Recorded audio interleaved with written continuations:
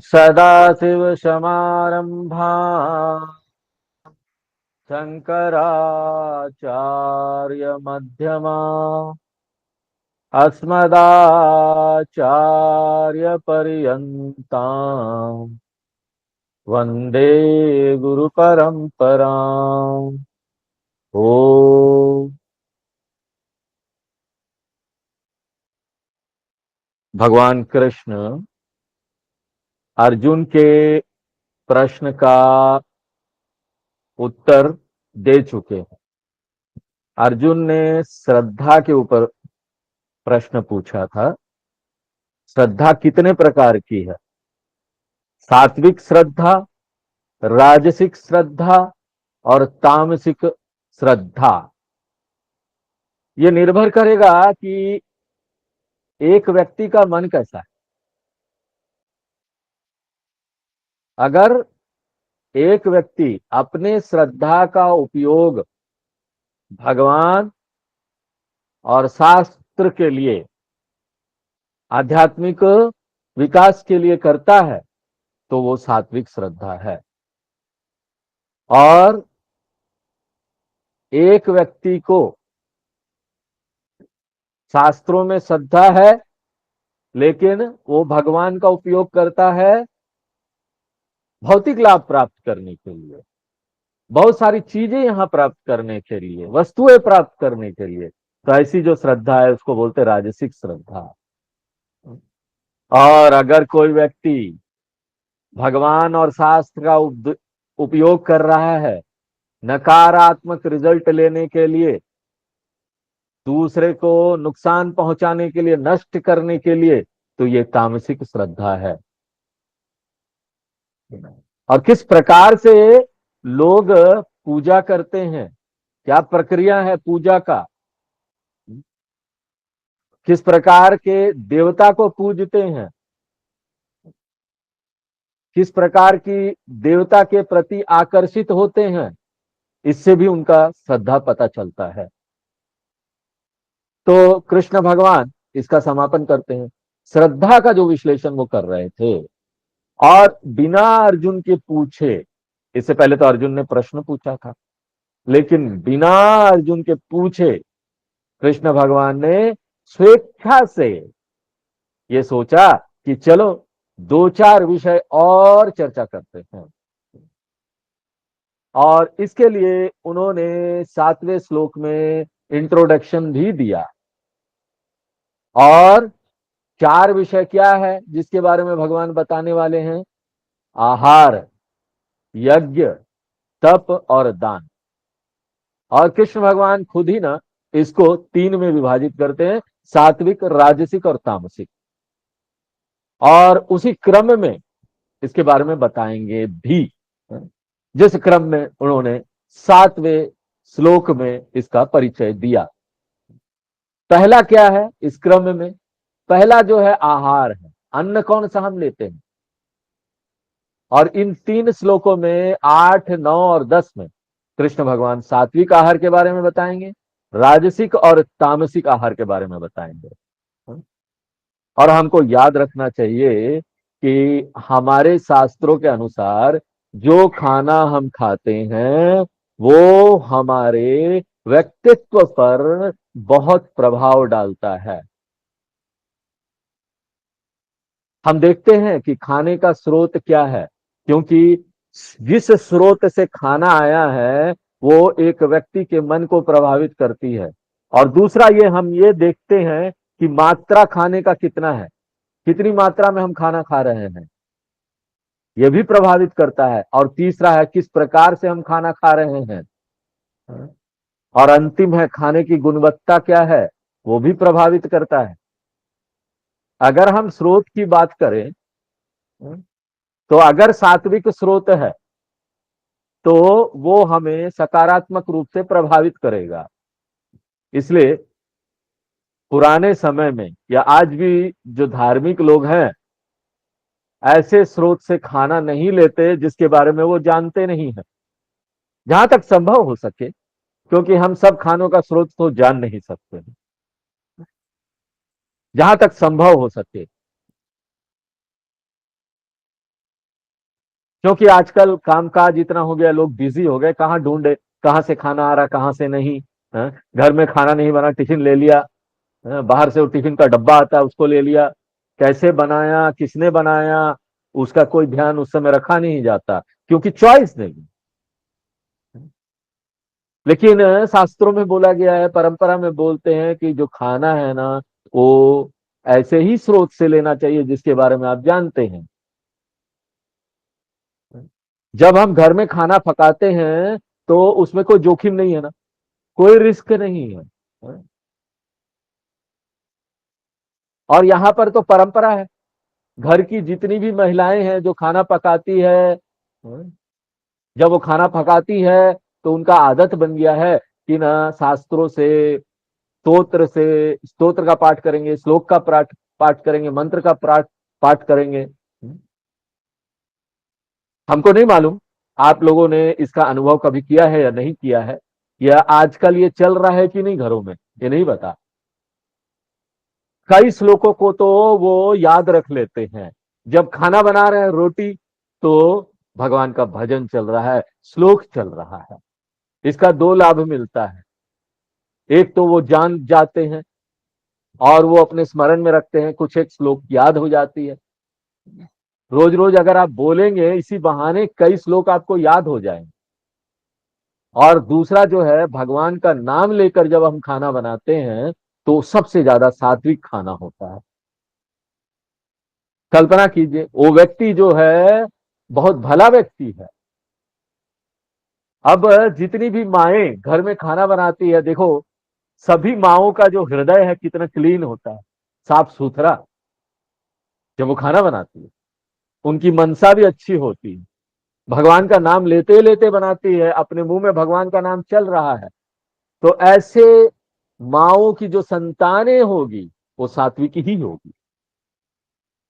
इसका बहुत प्रभाव होता है एक व्यक्ति के चरित्र पर। किस स्रोत से खाना हम ले रहे हैं अपने पेट में। असत प्रतिग्रह, ये पाप है। किस प्रकार से हम किस स्रोत से खाना ले रहे हैं, अगर सही नहीं है ना तो पाप मिलता है, सत प्रतिग्रह। और निंदा करते हैं लोग इसकी। और दूसरा है कितनी मात्रा में खाना लेते हैं। तो हमने बोला था ना, खाना हम कितना ले रहे हैं वो संयम से लेना चाहिए, संयमित होना चाहिए, संतुलित होना चाहिए। और कितना बार खाते हैं वो भी संतुलित होना चाहिए। अगर खाने में कोई गैप ही नहीं है, पूरा दिन ही मुंह चलता रहता है, तो आप ये बोल ही नहीं सकते हैं कि कितना बार खाना चाहिए। अरे बार क्या खाना चाहिए, तो मुंह ही चलते रहता, खाते ही रहते। तो सीमित होना चाहिए मात्रा, और संख्या कितनी बार खा रहे हैं ये नियम है, वो भी सीमित होना चाहिए। बार बार हमको खाना नहीं चाहिए, जब चाहे मुंह में कुछ भी डाल लिया। और तीसरा जो है, किस प्रकार से हम खाना खा रहे हैं। शास्त्र बोलते हैं कि हमारी भावना कैसी होनी चाहिए कि ये जो खाना है ना वो यज्ञ बन जाए, कर्मकांड बन जाए। हम्म? जिसमें आप खाना वैश्वानर भगवान को अर्पण करें। वैश्वानर भगवान कौन है, हमारे पेट में है। अयम अग्निर्वैश्वानरो यो मंतः पुरुषे ये निदम अन्नम पच्यते यदिदम अद्यते तस्येष घोषो भवति। बृहदारण्यक उपनिषद में ये मंत्र आता है। उसमें एक स्पेशल उपासना बताया गया है, वैश्वानर भगवान के ऊपर उपासना। और वैश्वानर भगवान हमारे पेट में बैठे हुए हैं, वो खाना को पचाते हैं। तो खाना को हम कैसे देखते हैं, प्राण अग्निहोत्रम, यज्ञ कर रहे हैं हम। खाना एक प्रकार का पूजा हो जाता है, सम्मान की भावना से हम ये करते हैं। शुरू हम करते हैं खाने का प्रार्थना के साथ, खाना खाते समय भी प्रार्थना वाले भाव में रहते हैं, और खाना जब समाप्त हो जाता है तब भी प्रार्थना वाले भाव में रहते हैं। ये शुरू होता है कैसे, अमृतम उप सतरन्नवसी। क्या है कि हम खाने से पहले बोल रहे हैं अमृत उप सतरन्यमसी, पूरा फैल जाए अमृत इस खाने में, स्प्रेड हो जाए, और पूरा अमृत से ये फैल जाए, खाने में अमृत हो जाए। और इसका अंत कैसे करते हैं? अमृत अभिधानम असी। पहले हम अमृत को फैला देते हैं, जब हम खाना समाप्त कर रहे हैं तो वो भी एक प्रार्थना वाले भाव से कर रहे हैं। तो खाना कैसे हम ले रहे हैं, कैसे खा रहे हैं, किस प्रकार से ले रहे हैं, जो पत्तल में या प्लेट में खाना दिया जा रहा है उसको हम कैसे देख रहे हैं, उसको हम देख रहे हैं कैसे, ये भगवानी है, ऐसा हम देखते हैं। अन्नम ब्रह्मेति व्यजानात अन्नादेव खल्विमानि भूतानि जायन्ते अन्नेन जातानि जीवन्ति अन्नम प्रयत्न भिषन विशन्तीति। अन्नम ब्रह्म रसो विष्णु भोक्ता देवो महेश्वरः इति संचिन्त्य भुज्ञान अन्नम दोषैर न लिप्यते। कोई दोष नहीं होगा, अन्न जहर नहीं होगा, वो आध्यात्मिक रूप से भी जहर नहीं होगा और शरीर को भी जहर नहीं देगा। अगर एक व्यक्ति अन्न को प्रार्थना वाले भाव से देख रहा है, उसको खा रहा है उस प्रकार से, और उसका अंत भी प्रार्थना वाले भाव से कर रहा है। स्रोत महत्वपूर्ण है, कितना हम खाना खाते, क्वांटिटी वो भी महत्वपूर्ण है, कितनी बार खाते हैं वो भी महत्वपूर्ण है, और किस प्रकार से खाते हैं वो भी महत्वपूर्ण है, और उससे भी ज्यादा किस क्वालिटी का फूड है। कृष्ण भगवान ये सारी बातें इन सब श्लोकों में हमको हाईलाइट करना चाहते हैं, बताना चाहते हैं, क्योंकि हमारे शास्त्रों के अनुसार आहार शुद्धौ सत्व शुद्धि ही। छांदोग्योपनिषद 7वां अध्याय भूमा विद्या, ब्रह्म विद्या सिखाने के बाद, बताने के बाद उपनिषद बोलते हैं कि आहार शुद्धौ सत्व शुद्धि। अगर जो खाना है वो शुद्ध है ना, तो वो हमारे मन को भी शुद्ध करेगा। सत्व शुद्धौ ध्रुव स्मृति ही, अगर मन शुद्ध है तो एक व्यक्ति ज्ञान को प्राप्त भी कर पाएगा, आत्मज्ञान को बनाए रख पाएगा। ध्रुवा स्मृति, और स्मृति लब्धे सर्व ग्रंथि नाम विप्र मोक्ष। एक व्यक्ति को जब स्थिर ज्ञान प्राप्त हो जाएगा तो उसको मुक्ति मिल जाएगी। तो देखिए कनेक्शन है, खाने में और मुक्ति में कनेक्शन है। इसलिए खाने को हल्के में मत लीजिए, अन्न को हल्के में मत लीजिए। हम ये नहीं बोल रहे ना कि आपको खाना ही मुक्ति दे देगा, नहीं तो आप दूसरे क्लास में आएंगे ही नहीं। अगर हम ऐसा बोल देंगे तो इस क्लास में भी नहीं आएंगे और दूसरे क्लास में ना, खाना से मुक्ति हो जाएगा। देखिए अन्न से मुक्ति नहीं होती, अन्न ना एक बहुत बड़ा योगदान करता है मुक्ति में, मुक्ति को प्राप्त कराने में। उसके बाद छांदोग्य उपनिषद के 6ठे अध्याय में टीचर बोलते हैं कि खाना जो हम खाते हैं उसमें 3 परत होता है, स्थूल भाग होता है, मध्यम भाग होता है, सूक्ष्म भाग होता है। स्थूल भाग सिर्फ हमारे टेस्ट को अच्छा करता है, खाने में हमको बहुत टेस्टी लगता है स्थूल वाला भाग जो है, और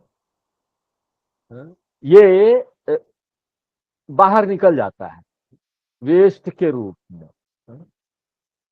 मध्यम भाग क्या है? मध्यम भाग हमारे शरीर को अच्छा करता है, शरीर को पोषण देता है, बाहर का जो शरीर है कार्बोहाइड्रेट देता है, फैट्स देता है, मिनरल देता है, सभी तरह का विटामिन होता है उसमें।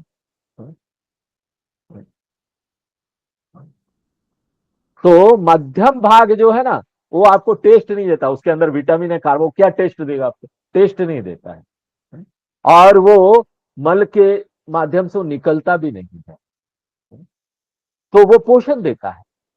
उसके बाद शास्त्र बोलते हैं जो सूक्ष्म भाग है, खाने का जो सबसे सूक्ष्म भाग है वो आपके सूक्ष्म शरीर को पोषित करता है। किस प्रकार का मन हमारा होगा, हम शांत रहेंगे कि हमारा आध्यात्मिक विकास होगा, या हम बड़े यहाँ पर अशांत रहेंगे, किस प्रकार का हमारा मन रहेगा। उसी प्रकार से हमारी जो इंद्रियां हैं वो कैसा रहेगा, वो डल रहेगा कि अलर्ट रहेगा, हाँ? किस प्रकार से ये रहेगा, ये खाना पर निर्भर करता है। तो ये जो 17 हमारी जो सूक्ष्म इंद्रियां हैं, सूक्ष्म शरीर का, वो पोषित होगा ये सूक्ष्म वाले भाग से, खाने का जो सूक्ष्म वाला भाग है। इसके लिए छांदोग्य उपनिषद में मंत्र आता है, अन्नम शीतम त्रेधा विधीयते, 3 प्रकार का अन्न है। तस्य स हविष्ठो धातु स पुरुषम भवति, पुरुषम मल के माध्यम से निकल जाता है। यो मध्यम स मांसम भवति, मध्यम भाग जो है खाने का मांस बन जाता है हमारा शरीर का। यो अनिष्ठ स मनः भवति, और जो सबसे सूक्ष्म भाग है उससे मन बनता है। हाँ? इसलिए बोलते हैं ना, जैसा खाए अन्न वैसा होए मन।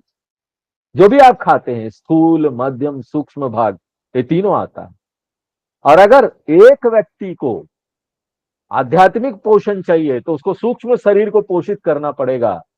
आध्यात्मिक साधना के लिए ये जरूरी है। तो इसके लिए उसको सात्विक खाना खाना पड़ेगा जो सूक्ष्म शरीर के विकास के लिए अच्छा है। अगर वो तामसिक खाना खाता है तो वो उसके बाहर के शरीर को पोषण दे देगा, लेकिन सूक्ष्म शरीर के विरुद्ध जाएगा, आध्यात्मिक विकास नहीं होगा। इसलिए सात्विक खाना जो है ना वो सबसे अच्छा है आध्यात्मिक विकास के लिए। अब यहाँ पर दूसरा प्रश्न आता है कि ये सात्विक, राजसिक और तामसिक जो अन्न है वो क्या है। और हमने आपको बताया था एक जनरल रूल, सामान्य नियम। सामान्यतः क्या है मालूम, जो शाकाहारी खाना आप खाते हैं ना वो सात्विक है। वेदों की परंपरा में, परंपरा से जो खाना आया है वो सात्विक है। मांसाहारी खाना, शराब पीना, ये सारा चीज क्या है, ये सात्विक नहीं है, वो बहुत राजसिक है, तामसिक है। इसलिए जो आध्यात्मिक साधक है, जो आध्यात्मिक साधना करना चाहते हैं, उनको ये नहीं खाना चाहिए। उनको शाकाहारी खाना तक ही अपने आप को सीमित रखना चाहिए। और शाकाहारी खाने में भी ना सात्विक खाना है, राजसिक खाना है, तामसिक खाना है शाकाहारी में, उसमें हम अभी नहीं जा रहे हैं। क्योंकि ना अभी जो है ना वो शाकाहारी खाना ही समस्या है, लोग शाकाहारी खाना खा ही नहीं रहे हैं। अभी हम इसमें विस्तार में नहीं जाएंगे। अगर लोग यहाँ शाकाहारी बन जाए ना, विशेष रूप से आध्यात्मिक साधक, मीट छोड़ दें, मांस मछली नहीं खाएं, तो बहुत महत्वपूर्ण है आध्यात्मिक साधना के लिए। इसलिए कृष्ण भगवान को सामान्य नियम बताते हैं खाने के लिए। खाना कैसा होना चाहिए, 8वें श्लोक में सात्विक खाने की, अन्न की परिभाषा है। और वो क्या बोलते हैं, बोलते हैं आयु सत्व बलारोग्य सुख प्रीति विवर्धन। सात्विक खाना ऐसा होगा जो इनको पोषित करे। और वो क्या है, आयु, आयु यानी आपके उम्र को बढ़ाए। सात्विक खाना आपकी उम्र को बढ़ाएगा। सत्वम यानी मन का बल, मन का जो स्ट्रेंथ है, शक्ति है, उसको बढ़ाएगा, मेंटल स्ट्रेंथ बढ़ाएगा। हाँ, मानसिक प्रतिरोधक क्षमता को बढ़ाएगा। ज्यादा तीव्र उतार चढ़ाव मन में नहीं होगा, इसको बोलते हैं सत्वम। उसके बाद बलम, बलम यानी शरीर की शक्ति, फिजिकल स्ट्रेंथ। आरोग्यम, हेल्थ मिलेगा। सामान्यतः जो ये वेजिटेरियन खाना होता है, शाकाहारी खाना, वो बहुत ज्यादा स्वस्थकर होता है। उसमें आपको ना बीमारी होने के चांसेस बहुत कम है, शाकाहारी खाना अगर आप खाते हैं तो। यहाँ पर तो संस्था बनी है, एसोसिएशन बना है, शाकाहारी खाना खाने वालों का एसोसिएशन, वेजिटेरियन कांग्रेस बना है। वहां पर लोग हैं, वो किताब पर किताब लिखते हैं क्यों वेजिटेरियन खाना, शाकाहारी खाना खाना चाहिए। हम उसके भीतर नहीं जाएंगे, आपको किताबों को पढ़ना है तो आप पढ़ सकते हैं, इंटरनेट पर भी देख सकते हैं। स्पष्ट रूप से, वैज्ञानिक रूप से और सांख्यिकी रूप से भी ये साबित हो चुका है कि न जितने भी हमारे शरीर के अंग है ना, वो स्वस्थ रहते हैं अगर हम शाकाहारी खाना खाते हैं। तो आरोग्यम, उसके बाद बोल रहे सुखम, आंतरिक विश्रामता है, सुविधाजनक है खाना खाना, शरीर को भीतर से सुविधा लगता है, मेंटल कंफर्ट मिलता है, मानसिक सुविधा मिलता है, कोई टेंशन नहीं रहता, स्ट्रेस नहीं रहता, हाँ? ये सारा सुख है। हाँ? लंबे समय में आगे जाकर हमको ना शरीर से सुख मिलेगा भीतर से। प्रीति, प्रीति यानी बहुत आनंद मिलेगा, प्रीति मिलेगा। कब? खाते समय।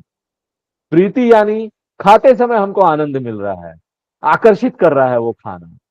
सुखम यानी खाने के बाद अच्छा लग रहा है। तो प्रीति यानी खाने के समय हमको अच्छा लग रहा है, सुखम यानी खाने के बाद अच्छा लग रहा है। क्योंकि राजसिक और तामसिक खाने में क्या होता है मालूम? खाने के समय तो बड़ा मजा आया, बड़ा टेस्टी है, हाँ, इसमें इतना सारा मिर्च वगैरह सब कुछ है, हाँ, बहुत तीखा भी है। लेकिन खाने के बाद क्या होगा? अब बाथरूम जा रहे हैं बार बार बार, बाद में बहुत समस्या आएगी। पहले तो खा लेते हैं, फिर परेशान होते हैं। तो सात्विक अन्न का मतलब हुआ खाना खाते समय भी अच्छा लगेगा, खाने के बाद भी अच्छा लगेगा, शरीर हल्का लगेगा, मन भी हल्का लगेगा। तो सुख प्रीति विवर्धन, ये सारे चीज को बढ़ाएगा सात्विक अन्न। और उसके बाद बोले रस्या, यानी स्वादिष्ट होना चाहिए। देखिए, हमको ना आदत बनाना पड़ता है। एक व्यक्ति जिसको आदत नहीं है शाकाहारी खाना खाने का, वो बोलेगा ये तो घास फूस है। लेकिन एक व्यक्ति जिसको टेस्ट डेवलप हो गया ना, उस बहुत टेस्टी होता है। शाकाहारी खाना अलग अलग तरीके से बनाइए, बहुत टेस्टी होता है। और उसमें रस, रस यानी मीठा, स्वीट, मीठा जो है ना वो सात्विक माना जाता है। हाँ। इसलिए देखिए हम लोग भगवान को मिठाई वगैरह चढ़ाते हैं, मीठा सात्विक है। लेकिन ध्यान रखिए, ये मीठा भी ना जितना चाहे उतना नहीं खा सकते, सीमित मात्रा में थोड़ा लीजिए। अगर कोई मीठा दे रहा है आपको, शुगर की समस्या कोई समस्या है ना, मंदिर में भी इतना लेना चाहिए प्रसाद बस। तो ये सीमित मात्रा में लेना चाहिए, अगर सीमित मात्रा में ले रहे हैं तो वो सात्विक है। तो रस्या यानी मीठा, स्वादिष्ट। उसके बाद बोल रहे स्निग्धा, स्निग्धा यानी वो अन्न जो ना सूखा नहीं हो, उसमें ना पर्याप्त मात्रा में तेल है, ये घी है। घी जो है ना उसको हम लोग सात्विक मानते हैं। फिर से ध्यान रखिए कि स्वामी जी ने बोल दिया घी सात्विक है, तो पता चला इतना इतना घी खा रहे, नहीं। संयमित होकर खाना चाहिए, संतुलित मात्रा में। हमारे शास्त्रों के अनुसार घी अच्छा है, लेकिन संतुलित मात्रा में थोड़ा। हाँ? तो स्निग्धा यानी जो सूखा सूखा खाना नहीं है, थोड़ा तेल या घी है। उसके बाद स्थिराहा, जो हमको अ, शरीर से अच्छा बनाता है, स्वस्थ शरीर देता है। यही नहीं कि वो हमारे भीतर के सूक्ष्म शरीर को पोषित करता है, हमको बाहर का भी स्वास्थ्य चाहिए ना, ऊर्जा रहे हमारे सभी अंगों में। एक बहुत बड़ी धारणा समाज में बन गई है कि ये जो वेजिटेरियन खाना है ना, शाकाहारी खाना, वो हमको पोषक तत्व नहीं देता है। लेकिन यहाँ पर ना मेडिकली और वैज्ञानिक रूप से भी ये प्रूव हो चुका है कि ना हमको शाकाहारी खाना से सभी प्रकार का जो तत्व है, जो पोषक तत्व है, वो मिल जाता है। इसलिए वेद ये बताते हैं कि स्थिर, ये जो खाना है वो शरीर को फिजिकली स्वस्थ करता है, शारीरिक रूप से स्वस्थ करता है। उसके बाद हृदय, हृदय यानी देखने में अच्छा लगना चाहिए। सात्विक खाना ना सिर्फ खाने के लिए अच्छा नहीं होता, शास्त्रों के अनुसार खाना देखने में भी अच्छा होना चाहिए, खाते समय उसको अच्छा लगना चाहिए। देखो रंग बिरंगा खाना, यहाँ पर जो लोग हैं, ये डाइटिशियन लोग, वो लोग बोलते हैं ना कि आपका खाना ना रंग बिरंगा सभी रंग का होना चाहिए। हृदय देखने में बहुत अच्छा होना चाहिए। सात्विक खाना देखने में अच्छा होता है, और अगर एक व्यक्ति सात्विक व्यक्ति है ना, तो प्राकृतिक रूप से वो इन खानों के प्रति आकर्षित होगा। इसलिए कृष्ण भगवान बोलते सात्विक प्रिया, सभी सात्विक लोग जो है ना प्राकृतिक रूप से ऐसे खानों के प्रति आकर्षित हो जाते हैं। ये सात्विक आहार है। हाँ? अब आगे 9वां श्लोक में कृष्ण भगवान बताएंगे कि राजसिक आहार किसको बोलते हैं। तो हम लोग 9 नंबर श्लोक पढ़ते हैं। कट्वा अमल लवनात्युष्ण तीक्ष्ण विदाहिनः आहार राजस श्रेष्ठः दुख शोकामय प्रदाह।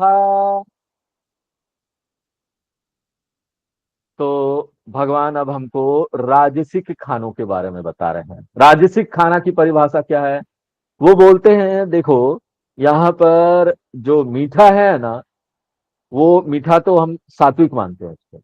मीठा के अलावा बाकी जो टेस्ट है, बाकी जो षड रस है, उसमें से जो 5 रस है उसको हम राजसिक मानते हैं। अगर वो हम ज्यादा लेते हैं तो, तीखा बहुत ज्यादा लेते हैं। और वो सारी चीज क्या है? अति कटु। देखो श्लोक इसमें पढ़ना ही ये श्लोक को बहुत कठिन है। इसको हमको अलग अलग करना पड़ेगा। कट्व अमल लवनात्युष्ण तीक्ष्ण रूक्ष विदाहीन। इसको अलग अलग करेंगे, संधि विच्छेद करेंगे तो क्या होगा? कटु एक हो गया, अम्ल 2 हो गया, लवण ये हो गया, फिर अति उष्ण फिर हो गया, तीक्ष्ण फिर हो गया, रूक्ष फिर हो गया, विदाहीन। तो अति उष्ण, अति ना आप सब में जोड़ दीजिए। अति कटु, अति अम्ल, अति लवण, अति उष्ण, अति तीक्ष्ण, अति रूक्ष, अति विदाहीन। देखिए पढ़ने में भी कितना कठिनता लग रहा है। कड़बड़ा कड़बड़ा कड़बड़ा, खाने में क्या हाल हो रहा होगा शरीर का, आप सोचिए। सात्विक खाना को ना पढ़ने में भी आपको अच्छा लगेगा। तो अति कटु का क्या अर्थ हुआ? जो बहुत कड़वा है, अति कटु। अति अम्ल का क्या अर्थ हुआ? जो बहुत खट्टा है। अति लवण का क्या अर्थ हुआ? जिसमें बहुत नमक है, बहुत ज्यादा नमकीन। अति उष्ण यानी जो बहुत गर्म है। यहां पर पहले से इतना गर्मी है इस देश में, और इसके बाद इतना गर्म खाना खाएंगे तो बहुत गर्म खाना या बहुत ठंडा खाना नहीं खाना चाहिए। फ्रिज वाला खाना सब जीरो, आइसक्रीम, वो सब समस्या है। इसलिए अति समस्या है। अति ठंडा खाना और अति गर्म खाना नहीं, अच्छा नहीं है। खाना कैसा होना चाहिए? शरीर का जो टेम्परेचर होता है ना उसके अनुसार होना चाहिए। हाँ, बाहर का जो टेम्परेचर है उसके अनुसार होना चाहिए। इसलिए अति उष्ण, उसके बाद अति तीक्ष्ण। तीक्ष्ण यानी बहुत तीखा, मिर्च, बहुत सारा मिर्च डला हुआ है। यहां पर आंध्र प्रदेश में एक चटनी बनाते हैं वो लोग, आंध्रा चटनी बोलते हैं उसको। आप उसको खाएंगे ना, सीधे 7वें आसमान में पहुंच जाएंगे, स्वर्ग में। तुरंत अनुभव हो जाएगा। सब जगह से पानी आना शुरू होगा, जितना भी गड्ढा है ना, मुंह से, आंख से, नाक से, सब जगह से पानी आना शुरू होगा। हमने एक्सपीरियंस किया इसको, इसलिए बता रहे हैं। किसी ने मुझे ये चटनी दिया था, और थोड़ा सा बस हम ऐसे लेकर ऐसे चाटे ही थे तो क्या हाल हो गया था, तुरंत प्रभाव पड़ गया था हमारे शरीर पर। वो बोलते हैं कि इस चटनी को बनाने के लिए हम खूब सारा घी डालते हैं, ताकि वो ना तीखापन को न्यूट्रलाइज कर सके। तो बोलते ये अच्छा नहीं है। अति तीक्ष्ण, वो आपको क्रोधित बनाएगा, आपके अंदर बहुत क्रोध लाएगा, आप एक क्रोधित व्यक्ति बन जाएंगे। हर समय चिड़चिड़ापन रहेगा, क्रोध रहेगा। तीक्ष्ण, उसके बाद रूक्ष्ण। रूक्ष यानी बहुत सूखा, कोई तेल नहीं है, कोई घी नहीं है, कुछ नहीं है, बहुत ड्राई खाना, सूखा खाना। ऐसा भी नहीं होना चाहिए। यह तो अगर ऐसा है ना तो ये राजसिक खाना है। फिर विदाहीन, विदाहीन माने ऐसे कई सारे अन्न होते हैं ना जो अंदर से शरीर के परत को खराब करते हैं, वो उसको खा जाते हैं। उस पर जंग लगा देते हैं। अंदर जो पतली पतली मांसपेशियां होती है ना, बहुत मुलायम सी, उसको वो खराब करते हैं।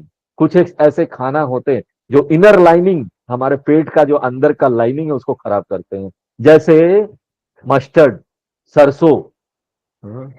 बहुत ज्यादा सरसों नहीं खाना चाहिए। कई लोग ऐसे सरसों उठा के बहुत खा लेते हैं। वो बोलते हैं बहुत ज्यादा सरसों ना अच्छा नहीं है, वो विदा ही होता है। वो अंदर के हमारे परत को खा जाता है। तो ये राजसिक खाने में आ जाएगा। और राजसिक लोग जो होते हैं ना, वो जनरली सामान्यतः ऐसे ही खाना लेते हैं। उनको सात्विक खाना देंगे ना तो वो बोलेंगे अरे क्या इसमें कोई टेस्ट ही नहीं है, मुझे कुछ मिर्च दो, तीन चार मिर्च ले लेंगे और सीधा सीधा मिर्च खा लेंगे। हाँ? किसी ने बोला कि उसने देखा कि भाई ये मिर्च और लहसुन और यहाँ पर सरसों के तेल, उसको मिलाकर वो बड़ा आनंद लेते, बहुत आनंद से खाते हैं। हाँ? ये सब राजसिक है। राजसिक लोग ऐसे होते हैं। और ये क्या लेके आता है? दुख शोक माया प्रदा। इस तरह का खाना ना प्रतिकूल प्रभाव डालता है। हाँ? अभी भी, तुरंत भी और बाद में भी। दुख है, किसके लिए बोल रहा है? तुरंत आपको ये इफेक्ट करेगा, शॉर्ट टर्म। जैसे राजसिक खाना खाएंगे ना, तुरंत आंखों से पानी आना शुरू हो जाएगा। आमय प्रदह, बहुत सारी बीमारी भी ये लेके आएगा, जैसे अल्सर वगैरह हो जाएगा। लेकिन ऐसे लोग ना बहुत एक्टिव होते हैं, डायनेमिक होते हैं। ये एक एडवांटेज है, प्लस पॉइंट है। बहुत डायनेमिक है, बहुत ज्यादा काम करते हैं, हाईली एक्टिव होते हैं, 20-20 घंटा तक काम कर सकते हैं। ये प्लस पॉइंट है। लेकिन माइनस पॉइंट क्या है? माइनस पॉइंट ये है कि आध्यात्मिक विकास के लिए अच्छा नहीं है, ये इसके प्रतिकूल है। क्योंकि ये व्यक्ति ना 1 घंटा भी नहीं बैठ सकता वेदांत का ज्ञान सुनने के लिए, गीता का ज्ञान सुनने के लिए। 15 मिनट बैठकर जप नहीं कर सकता, पूजा नहीं कर सकता। इसलिए आध्यात्मिक रूप से ये हमारे लिए प्रतिकूल है। हाँ, भौतिक रूप से अच्छा है। राजसिक खाना खाते उसमें बहुत प्लस पॉइंट है। दुख शोक माया प्रदाह, ये राजसिक खाना है। इसलिए देखेंगे ना आप, सैनिक लोग होते हैं, क्षत्रिय लोग, उनको खाना पड़ता है, वो लड़ने में जाते हैं, ऐसा राजसिक खाना खाते हैं, एक्टिव रहे, बहुत सक्रिय। तो वो लड़ने जा रहे हैं, अगर लड़ने जाना है तो ऐसे खाना खा लो। तो आज हम यहीं पर विराम देते हैं। आगे के श्लोक में भगवान हमको बताएंगे कि तामसिक खाना कैसा होता है। तो आज यहीं विराम देते हैं। हरि ओम। ओम पूर्णमदः पूर्णमिदं पूर्णात् पूर्णमुदच्यते पूर्णस्य पूर्णमादाय पूर्णमेवावशिष्यते। ओम शांति शांति शांति।